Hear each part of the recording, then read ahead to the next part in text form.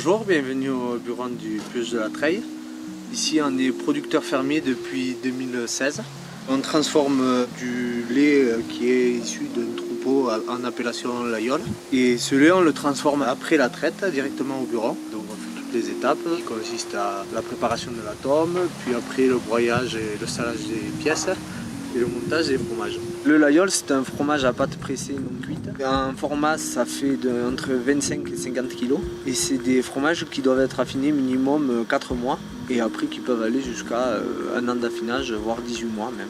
Il doit avoir une couleur entre ivoire et clair, à savoir que l'été il est beaucoup plus coloré, parce qu'il y a plus de carotène dans le pâturage et dans la ration des vaches.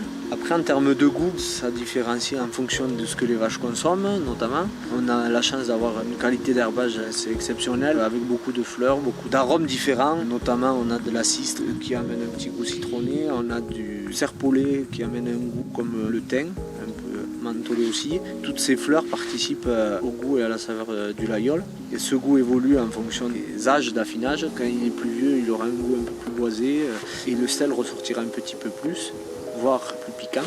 Plus il est jeune, plus il a un goût assez laitier, une pointe d'acidité qui plaît à certaines personnes qui aiment les fromages assez frais, assez jeunes, et beaucoup plus de souplesse. Le projet il a été initié par le propriétaire du bureau qui était amoureux de l'Aubrac et de la production et qui a toujours voulu que son bureau perpétue la tradition qui était de faire du fromage. Les fonctions premières c'était la production de fromage. Il avait aménagé le bureau de manière à être aux normes actuelles et à pouvoir produire dans les meilleures conditions un fromage de qualité. Une montagne, en fait, c'est une parcelle d'altitude sur laquelle les vaches passent 5 mois. Nous, on a un peu réduit la période parce que c'est vrai qu'à l'automne, c'est plus compliqué de faire du lait avec l'herbe qu'on a. Mais de juin à septembre, les vaches sont à la montagne et nous offrent un lait de la meilleure qualité possible. Nous, nos objectifs, c'est transformer le lait, comme je disais, le meilleur. On cherche des animaux qui puissent valoriser ces pâturages d'altitude le mieux possible et avec le moins d'apport extérieur, que ce soit céréales et autres. Nos animaux pâturent nuit et jour. On a coupé la montagne en différentes parcelles pour pouvoir garantir une qualité d'herbe maximum.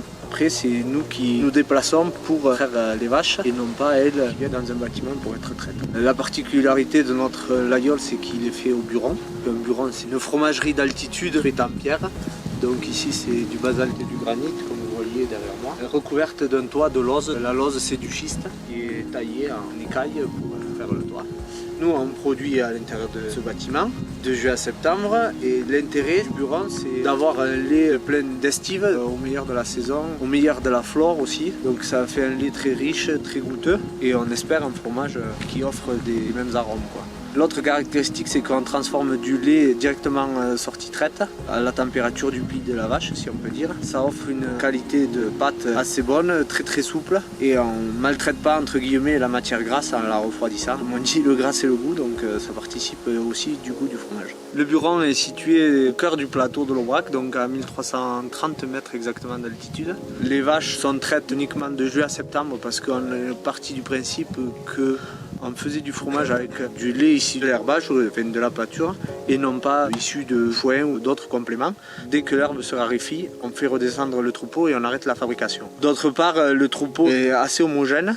Il constitue un seul troupeau, on va dire, de juin à septembre, ce qui offre aussi une garantie vis-à-vis de la régularité des produits et du fromage qui en découle, car les vaches sont conduites de la même façon, mangent la même parcelle et sont dans le même espace durant cette période. Le plateau de l'Aubrac offre une flore très variée et diversifiée. C'est un gros avantage pour faire un fromage. Et nous, on essaie de respecter au mieux cette diversité en utilisant une gerle, un récipient en bois qui était utilisé originellement dans les burons pour cailler le lait avant que l'inox existe. Et l'avantage de ce type de cuve, c'est que comme le boulanger crée son levain, nous on la réensemence tous les jours avec le lait qu'on y met et on crée nos propres ferments d'affinage entre guillemets. Chaque jour on cultive ce levain et ça offre une typicité au fromage plutôt intéressante et ça nous distingue des autres producteurs, que ce soit producteurs fermiers ou producteurs comme la coopérative, parce qu'on n'aura pas les mêmes ferments nous ici que plus bas dans la vallée ou que dans d'autres fermes, donc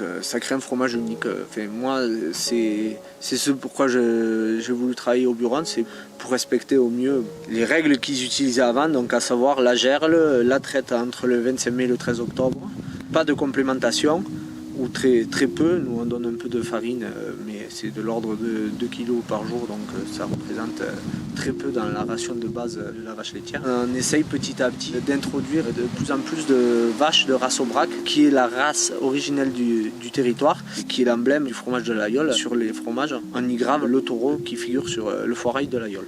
Cette race était très intéressante à l'époque, car durant la période d'estive, nourrir et son veau et faire du fromage d'une qualité qui était assez recherchée, et ces fromages même étaient exportés notamment dans les pays du Maghreb à l'époque, et voyager, ça finit très bien. Nous on essaye petit à petit d'introduire des laitières Aubrac pour respecter aussi ce qui se faisait avant, et parce que c'est la logique, la race qui valorise le mieux nos pâturages d'estive, c'est la race Aubrac. Voilà.